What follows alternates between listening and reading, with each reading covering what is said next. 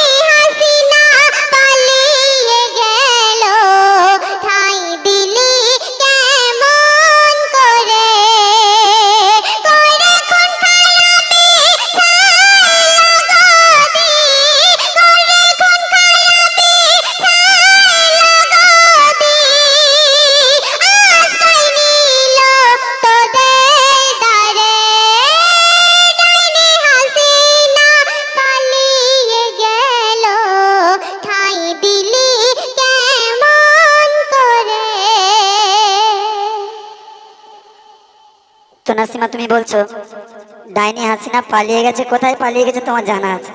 তো যাই হোক, তুমি বললে ভারতে এসেছিল, তো এখন সেই ভারত ভারতে থেকে এসেছে। ভারতে আছে না চলে গেছে? এখন আছে ভারতে অবশ্যই। দেখলে ইউটিউবাররা সবাই কিন্তু সাক্ষী আছে, ঠিক আছে? তো ডাইনি হাসিনা কোথায় আছে নাসিমা জানে, মানে একে ধরলেন হাসিনাকে পাওয়া যাবে। ঠিক আছে, তো বলছো না, তোমরা কেমন বাংলাদেশের মানুষ, একটু কি নেই হোশ, ছাড়লে রাখো শির কেমন করে, ওরে ছাড়লে রাখো শির কেমন করে। আর যত জায়গায় তোমরা যাবে সবাই চিন্তা করিবে, ওরে যত জায়গায় তোমরা যাবে, সবাই চিন্তা করিবে, কেন দিলি ওকে খতম করে, ওরে কেন দিলি ওকে খতম করে, হয়ে নারী পড়ে চুড়ি,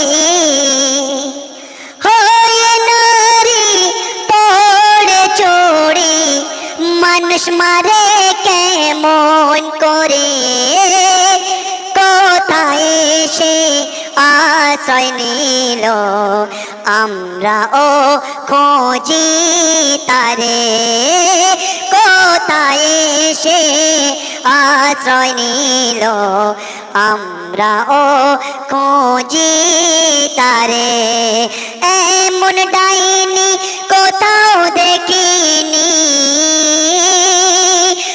এমন ডাইনি কোথাও দেখিনি, মারে মানুষ এমন করে, কোথায় এসে আশ্রয় নিল, আমরাও খোঁজি তারে, আমরাও খোঁজি তারে। আচ্ছা ভাইজান, তুমি যে বলছো বাংলাদেশের মানুষদের হুঁশ নেই, তাই তো? হাসিনা যদি চুপি চুপি পালায়, কেউ কি দেখতে পাচ্ছে? তাহলে আমি তোমার বলছি, ওটা আমার বলার উদ্দেশ্য নয়, আমার উদ্দেশ্য আমি গজলের মাধ্যমে তোমাকে বুঝিয়ে দেবো। যদি 5 মিনিট থাকি তো ওর গোস্ত কি মাহাতো খাইয়ে দিত সুকুন দিয়ে, হঠাৎ ভাবে পালালো কোন রাস্তা দিয়ে না গেল, হেলিকপ্টার চড়ে গেল,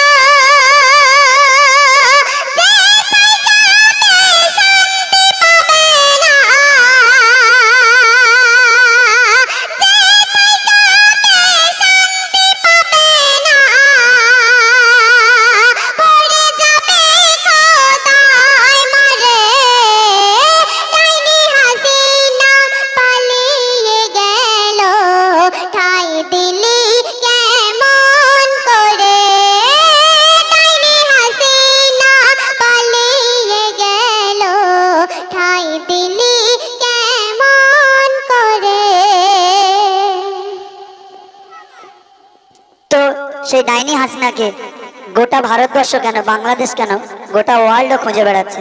তো সেই সম্পর্কে কবিই বলছে, শুনবেন।